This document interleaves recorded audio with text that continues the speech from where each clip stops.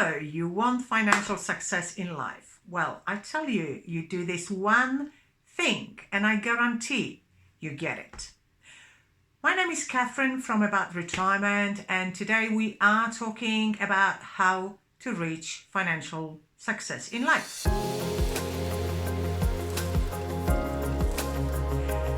What I am discussing here with you now is nothing new.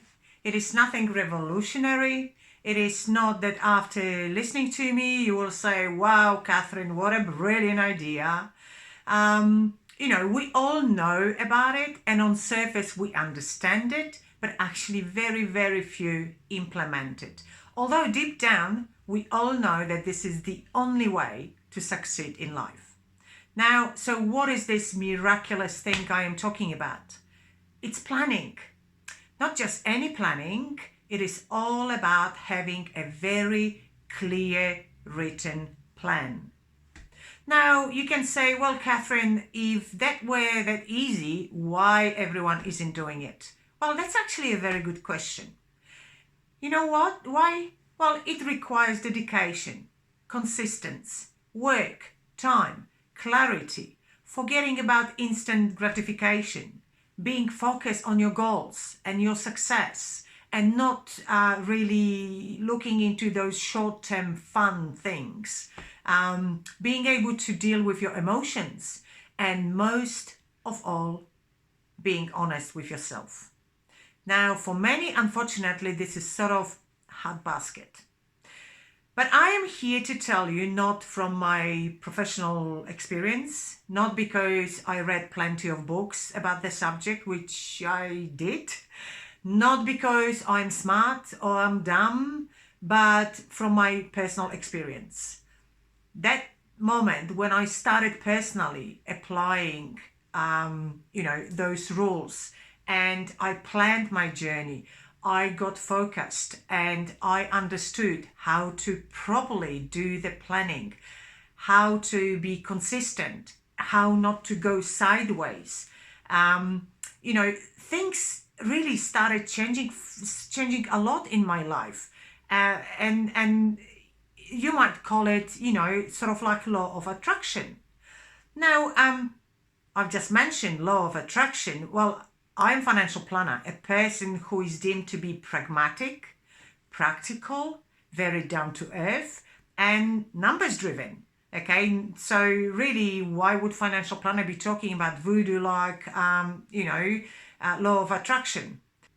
But there is a lot to say about our personal ability of achievement. If you really know what you want, if you make a solid plan, if you prepare the plan clearly, step by step, when you're consistent and you dedicate it. So in this video, however, I want to prove to you why this plan of yours needs to be done in writing. That saying things, I know what I want, and thinking that you know your goals, that will not get you anywhere, because you can't get clarity that way. Now, one thing is that, you probably heard those statements, make the statement to the universe. Or if you don't ask, the universe doesn't know what to provide to you. Well, I'm not going to really dispute those statements, but I am practical, and there is a psychological proof why planning, written planning, is so beneficial for us. And that's probably just about the only way how we can reach our potential and how we can reach our success. So again, 4 reasons why the plan needs to be done in writing. Well, number one, if you don't write this down, then you're really very much relying on your memory. And unfortunately, our memory tends to be short and quite unfocused sometimes. So if you rely on your memory, what happens is you waste time, you forget half of the things, you go sort of sideways, all of a sudden there is another shiny thing that you start paying attention to. Your cost go up, so you will spend much more money. Sometimes you will get that sideways that you will even forget what was the point, what are you doing, and what was the reason to do what you're supposed to be doing. So you really never get to your destination. And a very good example is the way you do your shopping. Silly example, but you may compare the situation. You go to the shop with a list, okay? Concrete list, you have that many items to buy. You will go 10 minutes, you buy bread, butter, chips, whatever, milk, whatever, done, paid, gone. You back home, you finished. Now the same, you go shopping, but you don't have the list. Now you wander around and you check stuff, and instead of 10 minutes, there is an hour and a half spent in a shop. And then afterwards, you look at the bill, you were thinking of spending $20 and now you are $250 short, and you come back home. Half of the things in your basket, you have them at home anyway, so why did you even buy them? And the stuff that you actually need, you forgot to buy. So that's a silly example, but that's exactly what happens in life with our daily behaviors. If things are not written down, you will forget half of the stuff, and we will do the things that are nice and easy. So that was number one, don't rely on your memory. Number two is, without your written plan, you can't get a clear picture. Unless you really sit down, you make everything clear in your mind, you concentrate, you go through the topic, you do your exploration, you know where you want to get. So you want to get from where you are, which is point A, to point B, which is here. And you have this gap to close. So, and you have to figure out all the steps along the way and things that you have to do, prepare, buy, organize, design, get assistance. All of this needs to be properly structured and written down so you know exactly step by step what to do. Number three, lack of preparation. Well, if you don't write things down, you really run the risk of not being prepared. So if little things, all those little things, those are the things that matter. You have to do your exploration, you have to organize everything. And, you might tell me, oh, Katherine, but it's great to improvise. I want to be spontaneous. Life is all about being spontaneous. Well, I am a very spontaneous person, but there is a room for being spontaneous. And then with life, with experience, you will learn that preparing the plan for your life and trying to achieve your goals, that requires planning. You can't leave it to spontaneous behaviors. And a very good example is, let's say you want to go on a month holiday to South America. Okay, do you really just spontaneously jump on a plane and off we go? You don't know what plane, you don't know how long the flight's going to take, you don't know where you end up, you don't know where you're going to stay, you don't know what you're going to do, you don't even know who you're going with, nothing. Well, that doesn't work that way. Half of the fun is preparation. When you're preparing all this plan for your holiday, you are already halfway there. You sit down and you do your expenditure and you will look where you want to go. You will take the map and you will decide, today we're here, tomorrow we're flying over there. We can take the taxi, we can stay in this hotel. It's going to cost us this much. I want to take photos of that particular place.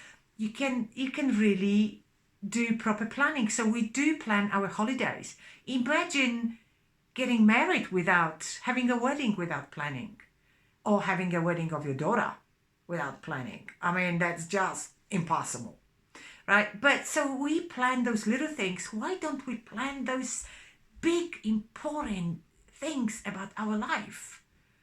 Why don't we plan how to be successful, whatever success means to you?